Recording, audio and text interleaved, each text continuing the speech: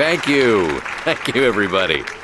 We have a great show tonight. I've been talking with the best-selling author Alan Wake about his new book, The Sudden Stop. Yeah, good read. Go buy it. No, it is a good read. Look, I'm going to be honest here. Is that wise? No, but I'm going to do it anyway. I got people who give me the lowdown on books. I'm a busy guy. But this one, I actually read from cover to cover. I mean, I'm a big fan. Wow, thanks. Now, this might be a spoiler for those who haven't read the book yet. Based on the sales figures, the 2 people out there who haven't read the book yet. But this last book is all about the death of the main character, the hard-boiled New York detective, Alex Casey. Now, there's been a lot of outrage about this. Why the hell did you kill Casey? What the hell were you thinking, man? Good riddance. No, seriously though, 7 years and 6 books is a long time. He was a gloomy guy to spend all your working hours with, and it was a good run. But it's time to explore new things. My next book will be a departure from the old for me. You selfish bastard, always thinking of yourself. Well, you've certainly given us a lot of entertainment over the years. And now that you mention it, Casey was a gloomy guy, never had much luck with his love life with the ladies. Was that autobiographical in any way? Yeah, no kidding. Casey's lady friends tended to die on him. With Casey, it was all about his pain. No, nothing autobiographical about that. I'm a happily married man. My wife is my muse. Well, congratulations. That's great to hear. So, how's the publicity tour been treating you? Good, great. But I gotta say, I'm glad to be back home in New York. Well, you've certainly been on the news a lot lately. Lots of parties and, Uh-oh. You got into a fight with some paparazzi. Oh, man. Well, that guy was really in my face. I lost my temper. I know that wasn't cool. You are famous for that temper. Well, I did also write several books. Well, your latest novel is called The Sudden Stop, and it's in bookstores now. Go get it. That means the 2 of you out there who haven't bought it yet. Ladies and gentlemen, that's all we have for you tonight. I want to thank all our guests for the evening. Alan Wake, Sam Lake. Once more, do the face for us, Sam. There it is. And our musical guests, Poets of the Fall. Thank you, and good night.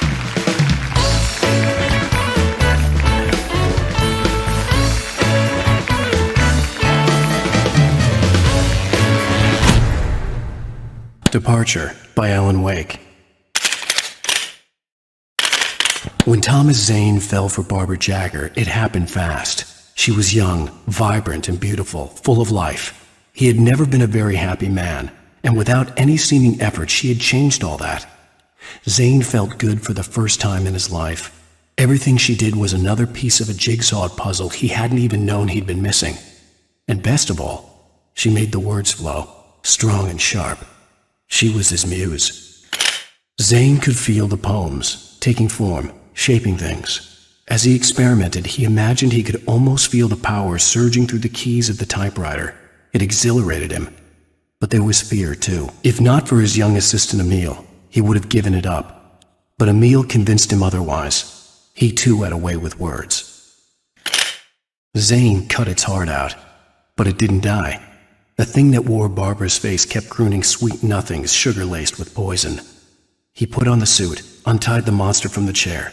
The thing in his arms thrashed weakly, but he held fast.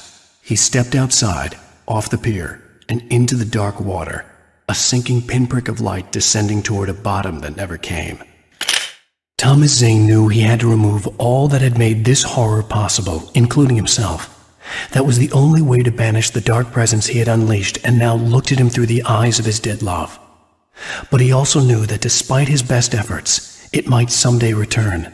So even as he wrote himself and his work out of existence, he added a loophole as insurance, an exception to the rule. Anything of his stored in a shoebox would remain.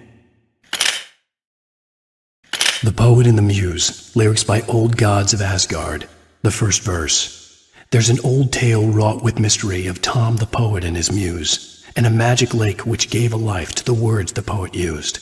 Now the muse, she was his happiness, and he rhymed about her grace, and told her stories of treasures deep beneath the blackened waves, till in the stillness of one dawn, still in its misty crown, the muse she went down to the lake, and in the waves she drowned.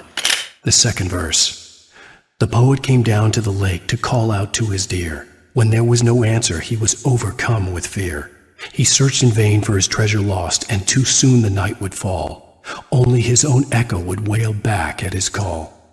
And when he swore to bring back his love by stories he'd create, nightmares shifted in their sleep in the darkness of the lake. The third verse. In the dead of night she came to him with darkness in her eyes, wearing a morning gown, sweet words as her disguise. He took her in without a word, for he saw his grave mistake, and vowed them both to silence deep beneath the lake. Now, if it's real or just a dream, one mystery remains, for it is said on moonless nights they may still haunt this place. The chorus. And now to see your love set free, you will need the witch's cabin key. Find the lady of the light, gone mad with the night. Find the lady of the light, still raving in the night. That's how you reshape destiny. It's 1976. Madness reigns at the Anderson farm. Contrary to all logic, the headiest ingredient of their moonshine is unfiltered water from Cauldron Lake. The Andersons feel like gods. Odin can't stop laughing. He contemplates cutting his eye out. Tor runs across the field, naked, shrieking, hammer in his hand, trying to catch lightning. Their songs have power. Something ancient is stirring in the depths, coming back. Children of the Elder God lyrics by Old Gods of Asgard. The first verse and chorus. Warriors, torchbearers, come redeem our dreams. Shine a light upon this night of otherworldly themes. Odin's might be your guide, divorce you from the sane. Hammer's way will have its say, rise up in their name. O memory and thought, jet black and clawed, children of the Elder God, scourge of light upon the dark. The second verse and chorus. Scratching hag, you can rake your claws and gnash your crooked teeth. You've taken slaves like ocean waves, now feel the ocean seethe. Father Tor bless the war between the dark and light. In their songs let their wrongs bring disillusion's night. O memory and thought, jet black and clawed, children of the Elder God, scourge of light upon the dark. For decades, the darkness that wore Barbara Jagger's skin slept fitfully in the dark place that was its home and prison. It was hungry and in pain. It dreamed of its nights of glory when the poet's writing had called it from the depths and given it a brief, terrible taste of power and freedom. The rock stars had stirred it from the deep sleep the poet had sunk it back to in the end. When it sensed the writer on the ferry, it opened its eyes.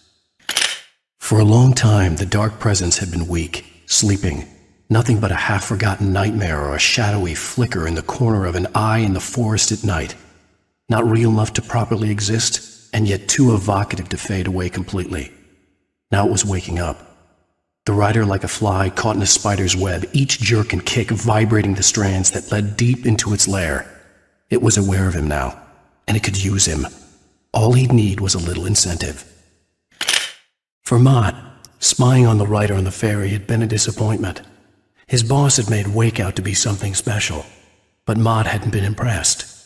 He'd gotten a good long look of the wife, though, and he liked what he saw. Mott had fantasized about goading Wake into a fight, but it hadn't happened. Still, he'd get his chance to see if the writer had anything in him. He'd been promised as much. In spite of its human mask, to describe the dark presence as intelligent would have implied human qualities on something decidedly inhuman. Nonetheless, it found the one spot in the diner that was dark enough. Some light spilled into the corridor, ravaging it. But it took the pain. Horrible as it was, the writer would soon fix that. He would be coming to the one place where it still had power. Some of the taken retained echoes of their former selves, but these were just the nerve twitches of a dead thing. Nothing remained but a shell covered and filled with darkness. In most cases, these puppets were enough for the purposes of the dark presence. But for anything more elaborate, as with the writer, it was different. It needed his mind. And so rather than taking him over completely, it merely touched him. Rose knew she had been gushing, but right now she didn't care. As far as she was concerned, her brief meeting with Alan Wake was literally the high point of her life. She watched as he got in the car with his wife. She was pretty, confident, at ease with Wake. Not like Rose. They were perfect for each other. She'd have given anything to be called their friend. Alice looked through the viewfinder, lining up the shot. Cauldron Lake was breathtaking. Something caught her eye. A figure standing in the shadows behind the cabin, like a thin woman in a black dress. She lowered the camera and looked again. No one there. Just a collection of bushes that looked vaguely human-shaped. She shook her head and laughed. I'd first heard the poem in a dream, recited by a strange UFO-like light. I'd read it again in the cabin in a book by Thomas Zane. For he did not know that beyond the lake he called home lies a deeper, darker ocean green, where waves are both wilder and more serene. To its ports I've been. To its ports I've been. Alice had screamed until she had no voice left to scream. Around her the darkness was alive. It was cold and wet and malevolent and without end. She was a prisoner, trapped in the dark place. The terror would have burned her mind out, but one thing made her hang on. She could sense Alan in the dark. She could hear him. She could see the words he was writing as flickering shadows. He sensed her too. He was trying to work his way to her. The darkness that wore Barbara Jagger's face was furious. The story in the manuscript had been making it stronger all the time, but now the light had set the writer free and hurt it, weakened it. It was only a matter of days before the dark presence would be strong again, but meanwhile, it would be difficult to recapture the writer. Maud had checked all of Stucky's rental cabins. There had been no sign of the Wakes. It was dark when he'd found their car parked at the end of the road by Cauldron Lake. It made no sense. They must have taken a wrong turn, but there was no sign of them, and the car had been there for hours already. Frustrated, Mott stood on the rotten ruin of the footbridge that had once led to Diver's Isle before it sank beneath the waves years ago. The boss wouldn't be happy. Stucky spat on the garage floor and tried to shake the cobwebs from his head. Ever since the couple never showed to pick up the keys, things had been fuzzy. Something, a feeling caught his attention. Stucky looked up and stared as his brain tried in vain to process the horror before him. He stumbled back, knocking over a can of oil. A black pool spread across the floor while he struggled for a brief moment, then let go as the unrelenting darkness engulfed him. The hunters were big, thick-set men, confident and at home in the woods. They were feeling good, running on beer, ghost stories, and camaraderie late into the night. It did them no good, as they were taken by the dark presence, sucked deep into a darkness far worse than any ghost story they ever told or heard. Toby knew the smell.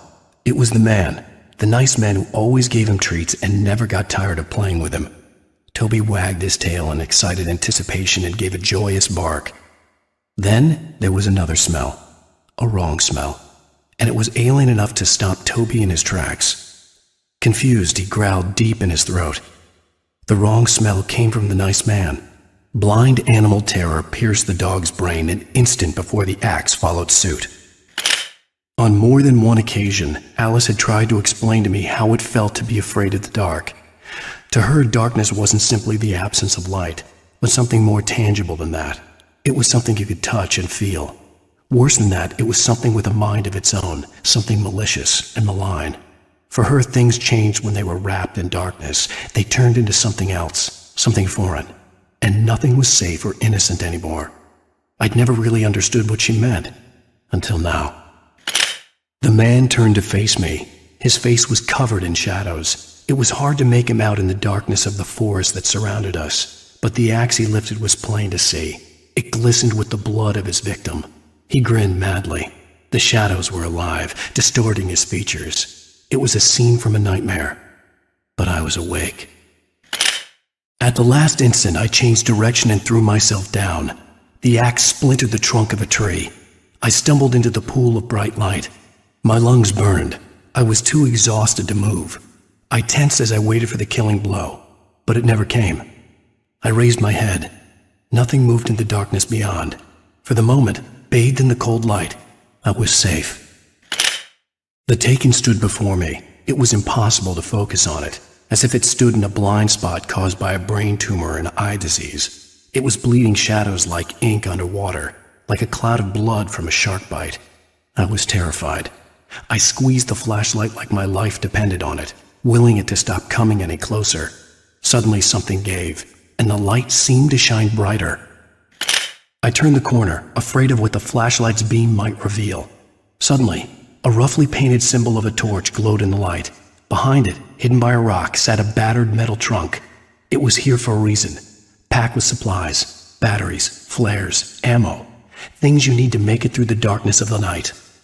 Something left behind by someone who knew what I knew, and more. I lifted the page in front of my eyes and read it. In it, I lifted the page in front of my eyes and read it. In it, I lifted the page in front of my eyes and read it. In it, I lifted the page in front of my eyes and read it. In it, I lifted the page in front of my eyes and read it. At first, I kept finding the pages as if by accident. The book I couldn't remember was either a terrible and true prophecy or an act of creation that had rewritten the world. I began to hunt the pages feverishly, for they held the answer to the mystery. With it, I could save myself. With it, I could save Alice.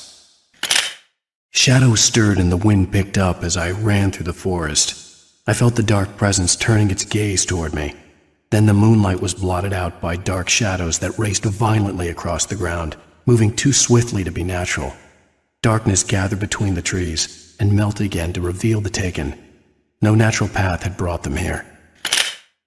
Even after all this time, hearing the Night Springs theme caused a surge of conflicting emotions in me. It'd been my first real writing gig. Barry had known a guy who knew a guy, and suddenly I'd been a semi-regular writer on the show. I'd always been ashamed of the job. Felt it was trash. I'd wanted to be an artist, a novelist. I'd been naive back then. It had taken a long time to learn to be proud of the work. I stepped into the gas station's garage. It was dark and quiet. The place was a mess. It looked like someone trashed the place or that there'd been some kind of fight. Light spilled into the room through an open door at the back, and I made my way toward it. Without any warning, I was blinded by a bright light. An old portable TV on the shelf had come alive by itself. Impossibly, I could see myself on the screen, talking like a madman. Danny had stepped out, but what stumbled back in was something else. Something alien. A monster. Walter tried to kill it, first with his fists, then a chair. It wouldn't die. Instead, it kept coming, unaffected by the beating it had taken. After Walter managed to kick it down the cellar stairs, fear took over. He ran, got behind the wheel, gunned the engine. The booze wouldn't make him forget, but he knew he had to try. Hartman had never felt as anxious as during the week after Maud had managed to lose the Wakes. Their car stood by the path that had once led to Diver's Isle. Hartman thought about Thomas Zane's cabin in the depths. It was only a matter of time before Wake started writing. They had to be found, and fast. The moment he heard on the police radio that Sheriff Breaker had picked up Wake, he was already in his car driving toward town. There was no misunderstanding. Cauldron Lake was where Alice and I had stayed, but there was no cabin and no island. I was missing a week. What had happened to me? What had happened to Alice? I had to get her back. I couldn't face life without her. The logging site was a mess. The modular office had been pushed off the cliff. Deputy Thornton climbed up from the wreckage excited, breathing hard from the exertion. Nobody there. It's weird. Don't you think that's weird? Bored, Mulligan let out a mighty snort. Hell, it's always weird, Thornton. Just a question of sorting out what kind of weird it is this time around. The cabin on Cauldron Lake?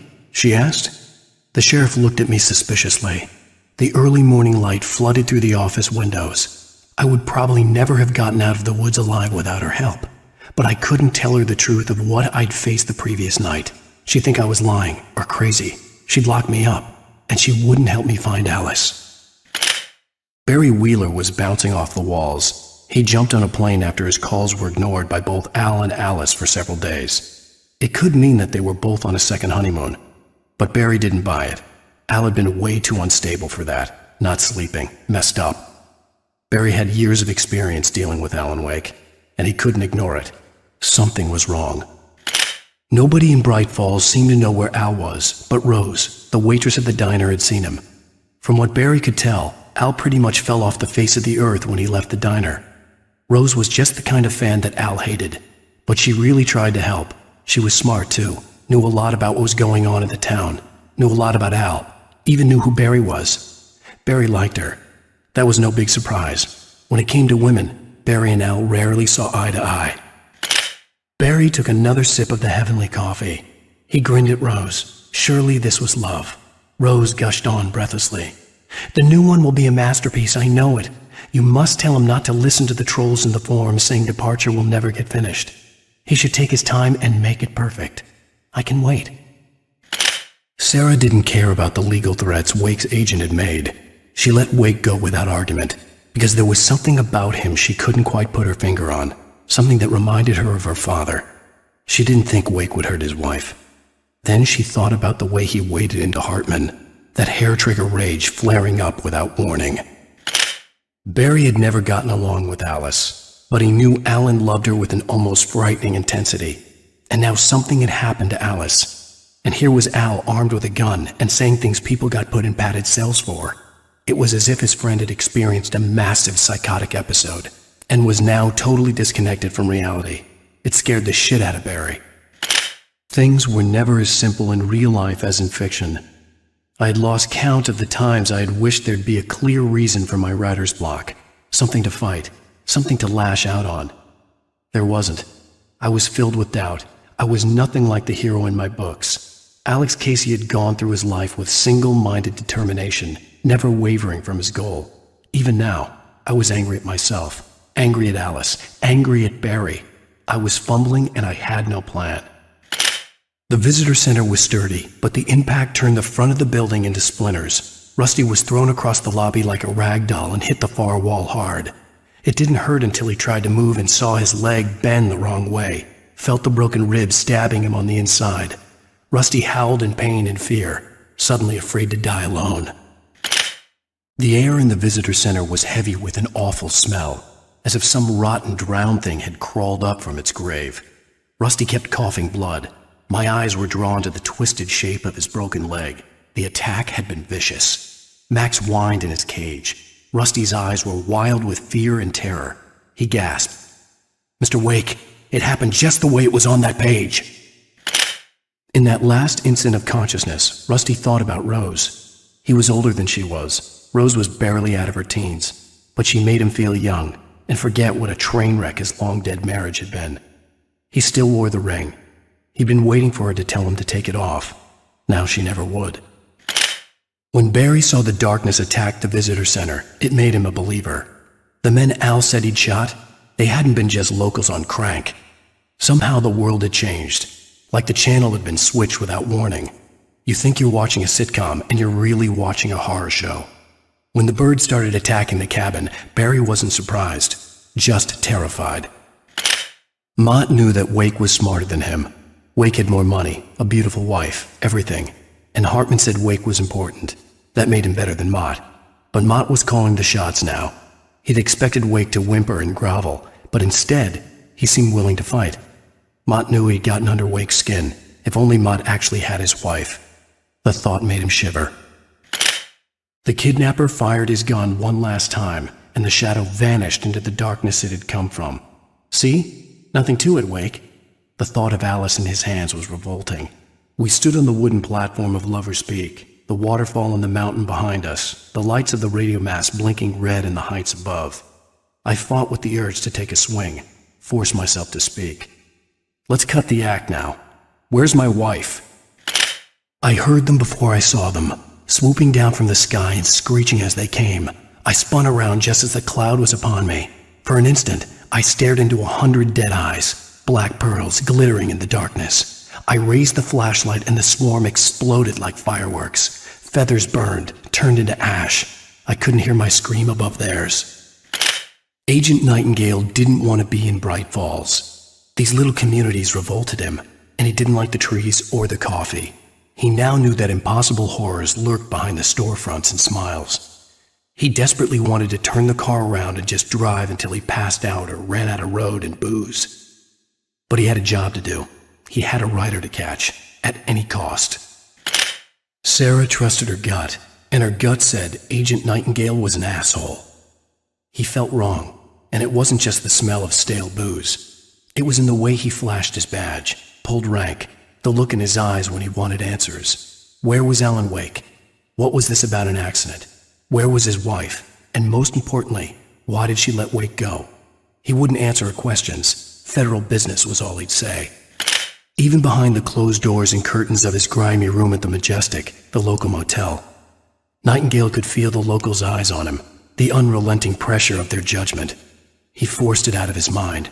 For all he knew, they could all be under Wake's spell already. You do what you have to do to get the job done. He took comfort from the bottle in his hand. Please, he thought, just let me get through this. Rose knew that Rusty was in love with her, and she liked him too. She liked him a lot. He taught her to dance, and life had certainly taught her the value of a man who was gentle. He treated her well, made her smile, made her feel good. But Rusty wasn't the prince of her dreams, and that tended to underline the unbearable truth. She was no closer to that Hollywood magic than he was. Rose didn't know how the strange old lady got in her trailer, and she looked wrong somehow. The woman showed her teeth in an approximation of a smile and traced a finger down Rose's cheek. "Pretty girl," she said. Rose felt as if she was falling asleep, but her knees didn't buckle. The crone spoke in a whisper, her words ice cold and dark in Rose's ear. Touched by the dark presence, Rose was lost in a dreamland where everything was drawn in black and gray crayons. The old lady had promised her that all her wishes would come true. She would be Alan Wake's muse. She was smiling so hard it hurt her face. She crushed a bottle full of sleeping pills into the coffee. Deep down inside, she was screaming in terror. Mr. Randolph liked Rose, that little smile she had, how she was still sweet when life had tried so hard to make her bitter. It wasn't any of his business what she did in her trailer, but those strangers, the writer and his smart-ass sidekick, looked like trouble, and they'd been in there for hours, way past her normal bedtime. He reached for the phone and called the sheriff's station. The dark presence had touched the girl to lure the writer into a trap. Now it was night, and he lay helpless, drugged, lit only by the flickering of the TV screen filled with static. Shadows coalesced in the room as the dark presence leaned close to the writer, ready to touch him again. Back to work, boy. For it to be free, the dark presence needed the writer to finish the story. Again and again, the story let it get frustratingly close to the writer without letting it capture him. It was bound by the events depicted in the manuscript, but it could pursue the writer indirectly, put others on the task and stop those who would help him. It took over everything in its path, made them its puppets, and sent them after Alan Wake. The FBI agent's command froze me in place. I considered surrender. It was all falling apart anyway. I could give in, let someone else deal with it. But it felt all wrong. Call it instinct, his posture, the way he held the gun. He was no friend. Shots ringing in my ears, I leaped for the hole in the fence and stumbled into the darkness beyond. Doc sat down heavily. He examined Barry and Rose. Barry was already recovering. Rose was another story. She was conscious, but she was barely present, almost delirious, disturbed, touched in the head, they used to say. It wasn't the first time Doc had seen someone in such a state, but it had been over 30 years. Doc poured himself a stiff drink. He hadn't forgotten a thing. The night had been one desperate situation after another. I was exhausted, and my body felt as though it had been chewed up and spat out. The flashlight was heavy in my hand, and each pull of the trigger sent a painful shock up my arm. But I was finally out of the woods, and things were looking up. That's when I heard the chainsaw. Nightingale stared through the broken studio window into the dark woods. He turned around, started to walk out, but Maine grabbed his arm. "Young man, you almost shot me. You don't shoot off rounds at people like that. What's the matter with you?" Nightingale shook his arm free, marched out. His cheeks burned with rage and humiliation. With Nightingale gone and the night wind blowing in through the broken studio window, Maine stared at Sarah. The sheriff looked away. Maine's voice shook with barely controlled anger. "That boy's doing more drinking than thinking. I hope you know what you're doing, Sarah. He's got a sickness in his eyes. You take my word for it. He wants Wake for a reason, and it's not for anything good." Deputy Mulligan tuned Thornton's chatter out. He didn't think writers were particularly useful people, and a huge manhunt for one struck him as idiotic. Certainly not worth the missed opportunity for coffee and pie. It wasn't even clear what the man had done, except run from them at the trailer park. Mulligan knew he wasn't alone. The sheriff's patience with the Fed was running out. The pipe wrenched itself loose from the bridge's steel framework. Wrapped in darkness, it floated in midair, twitching. For a moment, I didn't understand what I was looking at. The heavy object lurched at me with impossible force. I threw myself out of the way, but just barely. When I turned my flashlight on it, it shook in a dark rage before it flew at me again. The bulldozer's engine roared to life. Mud and rocks flew as it fought for traction. It crashed through the concrete wall and landed heavily in the yard. If it were an animal, it would have shaken its head after the impact, fixed its eyes on me, and charged. Of course, it had no head, nor eyes. Shadows crawled on its form, twisting it into a monster. Then, it came for me. Hartman wasn't happy. Mott could see it in his eyes. He quickly lowered his own. He had made a mess of it, and he knew it. The shame of failure was hard to bear. He hadn't expected Wake to say he needed more time, and he blurted out 2 days, less than Wake had asked for to show him who was in charge. But that wasn't part of Hartman's plan. For a moment, Hartman considered strangling the idiot. Mott was mean-spirited, but easily manipulated, an emotional infant who lived for his approval. Wake, by contrast, was a far more difficult subject. Mott had given him too much leash. In 2 days, who knew what could happen? Hartman would have to find a way to rein him in, and quickly. The darkness surged towards me, sucking everything loose from the ground into its depths, tugging at my clothes. I saw the flare the kidnapper had dropped and threw myself towards it just as I felt my feet leave the ground. The darkness embraced me with the force of a tornado. Somehow I managed to light the flare. The darkness roared and cast me away. I fell toward the dark waters of the lake far below.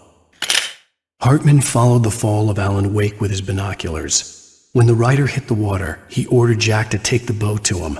The spot was easy to see in the dark, even with all the extra lights in the boat. The flare floated and kept burning even in the water. Jack turned the radio louder as the engine sputtered. The music was rough and clanking, something the Anderson brothers would no doubt have enjoyed. But Hartman chose to ignore it. Wake was finally within his reach. Hartman knew he was no creator. He had no ambitions on that front, and he certainly didn't want to end up like every artist he had worked with here, damaged in ways that were hard to describe, or worse. It was enough for Hartman to maintain creative control and provide direction, to be a producer. That was what most of these people were in need of anyway. Of course, suitable subjects were few and far in between. Hartman watched as Wake's features slackened. The man was bullheaded, no doubt. Even lying on the bed, he'd almost broken Hartman's nose the second time. But with a little time, he could break Wake down, give him proper direction. Wake was easily the most promising subject he had had. Well, since Tom, really.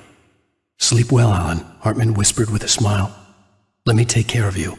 He sniffed hard to clear his throbbing nose, swallowed blood, and barely tasted it. I tried to hold on to Alice, but her form melted away. I was losing control. Dr. Hartman stood in her place. I wanted to hit him, but my arms were jelly. He smiled. It was a reassuring smile, and I hated him for it. "I had to give you a sedative. Don't fight it. You went through another rough period. Right now it's very important that you stay calm. We don't want you to have another episode. You're a patient at my clinic. Have been for a while now."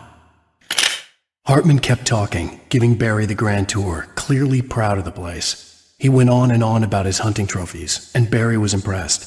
But he was here on business. He raised his voice, cut through the monologue. "Hey, Hartman, where's Al?" Hartman stopped in mid-sentence, annoyed at the interruption. He nodded at the hulking orderly standing nearby. The man smiled and clapped a practiced hand on Barry's shoulder. Hartman hurried down the corridor. He had disliked leaving Wake when he was surely at his most susceptible to therapy. But this was not an ordinary storm. Wake had been writing, and he had woken something up in the depths of the lake. Now, it was coming for him. Hartman had naturally prepared for a situation like this. The idiot brothers would keep Wake distracted while Hartman double-checked everything, just to be sure. Lightning flashed behind the windows of Cauldron Lake Lodge. Tor Anderson laughed and held the steel hammer above his head. Nurse Sinclair was trying to calm him down without success. Tor grinned madly and shouted, "My hammer's up. Here's a friendly poke from Molnir, wench." He brought the hammer down with all his might on Sinclair's head. "We're on a comeback tour, baby." I slammed the door shut right in his smug face. He pleaded for me to open the door. True to form, the asshole actually thought I would obey. I had no sympathy left, no guilt either, not for him. I took a moment to savor the scream. I bet I had a smile on my face. It was all that I had time for. The dark presence was inside the lodge with me. The storm raged on as the Anderson brothers walked unsteadily away from the clinic with the other patients in tow, knowing that this time they wouldn't return. The darkness around them seethed with horrors, but Tor and Odin were unafraid. Their eyes glinted with guile. They knew every secret path, and there was blood on their hands. They had fought these shades before. For the moment, Barry was just glad he had survived the fall. He had been separated from Al, and there was no easy way to climb back up. He told himself he'd be okay in the gloomy forest at night. He would just have to wait for a while for Al to find his way down. Barry turned when he heard the heavy footsteps and saw the movement. The man-shaped shadow lunged at him from the bushes, an axe held high. Barry screamed and threw up his hand. The world exploded. When he stopped the car at the Anderson farm, Walter felt relieved. Oblivion was close at hand. The brothers wouldn't miss a jar of moonshine or two in the booby hatch. But then he saw the man on the porch, and he knew who it was. Driving for his life and knowing it was useless, he didn't realize he was crying until he couldn't see the road for the tears. The story I had written in the cabin had come true. Touched by the dark presence, I had written a horror story, but the end was still missing. The story was incomplete, and the last unfinished page of the manuscript still sat in the typewriter in the cabin study. If I could get back there, if I could read the page, then I could write my own ending to this story and save Alice. The dark presence followed the choreography laid out to it in the manuscript, growing stronger and stronger, moving like a storm from one scene of destruction to the next. But it was still bound to follow the story and chained to the dark place it came from. When the story reached the end it longed for, it would finally be free. I stared at the Viking paraphernalia that littered the area, surrounding an unlikely centerpiece. A full-size stage complete with an impressive sound system with all the trimmings, including a dragon. It took a special kind of crazy to build something like this in a remote field. When the sky split open with a deafening boom and the music started blasting, it felt strangely appropriate. Again, Alice's screams rang in the stillness of the night. I saw myself run toward the cabin, flashlight in my hand. I followed my past self. I was an out-of-body observer, a time traveler in a crazy drunken dream. This was the beginning. The night Alice had disappeared.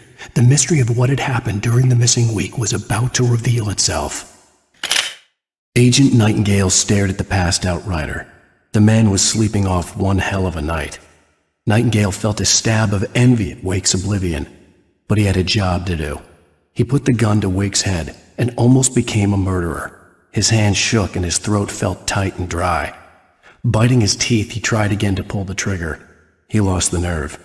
Wake stirred. Nightingale would have to settle for an arrest. As the deputies hauled Wake and Wheeler away, Agent Nightingale eagerly examined the stack of papers Wake had been carrying. It was incomplete, a collection of random pages, but there was enough. He saw his own name in there, among others. His hand shook with emotion. Finally, it was proof. He had been right all along. Nightingale tried to make sense of the manuscript. It was disjointed and strange. He didn't understand half of it, but it all rang true. Impossibly true. He took out his hip flask when he reached the page that described how he reached the page that made him take out his hip flask. It wasn't the booze that made his mind reel. I stared through the bars of the jail cell. Barry stood behind me, swaying on his feet, looking as ill as I felt. Agent Nightingale stood on the other side of the bars with Sheriff Breaker. Nightingale had a stack of manuscript pages in his hand. He seemed unhinged as he gloated. "Well, I've got you now, Raymond Chandler. It's all here. All the evidence, including conspiracy to murder a federal agent." Nightingale felt the situation veering out of his control, but the gun at least felt steady in his hands. He was ready to fire, resolved that he would let this happen over his dead body. And yet he hesitated. He had seen this moment before, read it in the page. He was transfixed by the déjà vu and the horror that he was a character in a story someone had written. Then the monstrous presence burst in behind him and dragged him into the night. Barry was in his element, making calls, making things happen, even if he didn't entirely know what those things were. He wouldn't let the hot sheriff chick down. Even if every noise he heard from outside, and he heard plenty, made him jump. He had only paused to text Al a message, told him to hurry up. Suddenly, Barry froze in mid-dial. A window broke somewhere in the building, and then the lights went out. Barry got back to his feet inside the Bright Falls General Store and dusted himself off. Right next to the cans of baked beans was a locked case filled with flare guns, and yet here was a conveniently placed barrel of crowbars. Barry's smile widened as he realized that this was the classic movie scene where the hero had to gear up and arm himself to the teeth. Barry threw himself into the role. Sarah was almost starting to relax. Maybe they could turn this into a win yet. Suddenly, there was a piercing sound, like a table saw gone wild, as 100 birds made out of shadows swarmed into the rotor. The chopper bucked wildly and the board lit up, telling her what she already knew. They were going down. Barry Wheeler screamed next to her. Cynthia Weaver worked hard, following her obsessive rituals, sometimes fighting them, always giving in to them in the end. She haunted the halls of Bright Falls' abandoned power plant. She marked her caches with light-sensitive paint that could only be seen by eyes that had been touched by darkness and saved by light like she'd been. She was preparing defenses and supply lines for the war she knew would come. The war between the forces of light and darkness. Making her way through the water pipe alone, Cynthia was angry at the writer. Foolish young man, taking unnecessary risks. And the way he broke the rules. Didn't he understand what was at stake? Since the terrible days in the 70s, she hadn't wavered once, as hard as it had been. She was tired of protecting the town all these long years, and now only wanted to rest. In the end, Barry wasn't going to shoot Sarah. They both knew that. Once she had no chance of catching up to Wake, Barry gave up the gun and sat down on the floor, shielding his face from the merciless glare of the well-lit room. "I don't think I'm ever going to see him again," he said in a weak voice. Sarah didn't have it in her to be mad at him. Besides, he was probably right. The dark presence was no longer trying to capture the writer so he could create the ending it wanted. The writer knew too much. He was too strong. And he carried a weapon left behind by Thomas Zane, something that could hurt it. Now, the darkness was doing everything in its power to simply stop the writer from ever reaching Cauldron Lake and the dark place it came from. The bottom of Cauldron Lake was a graveyard of things the lake had claimed in one way or another over the decades. The dark presence brought them up in its wake, scattering the rotten waterlogged hull of an old boat here, the remains of a long-ago crashed airplane there, trees shattered under the impacts. The earth groaned. It didn't even notice. The dark place I found myself in was unlike anything I could ever have imagined. It wasn't solid. It flowed. It was conceptual and subjective. For someone else, an artist in another field, it would have been very different. I could sense the story of the manuscript all around me, the words and ideas floating in the air, poised to become real. After Zane had gone, I stood alone in the shifting dream that was the dark place. I had to find a way to the cabin. I'd written myself a way through this place in the manuscript. I followed the idea of a path. I'd written myself across the ocean that blocked my way, and with that, there was a bridge to the island beyond. The idea of the cabin flickered in the underwater darkness. I willed the cabin to be real. And it was.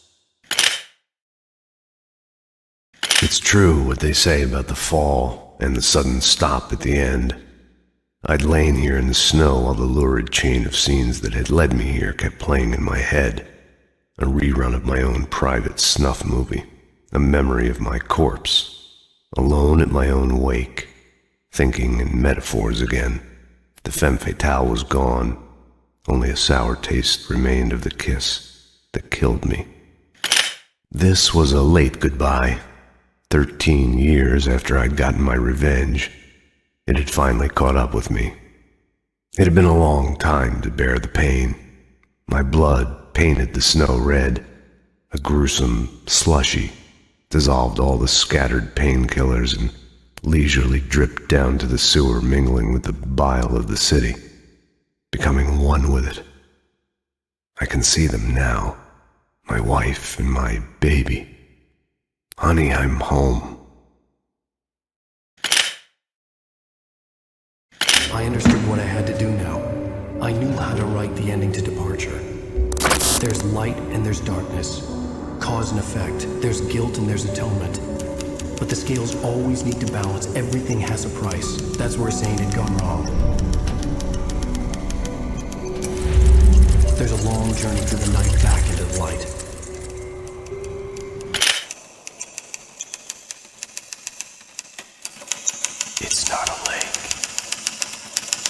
It's an ocean.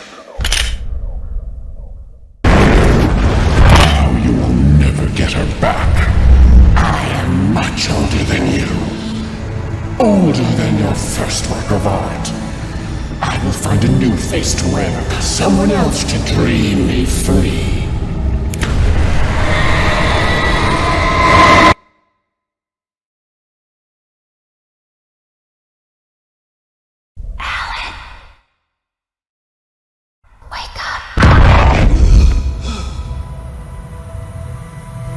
It's not a loop. It's a spiral.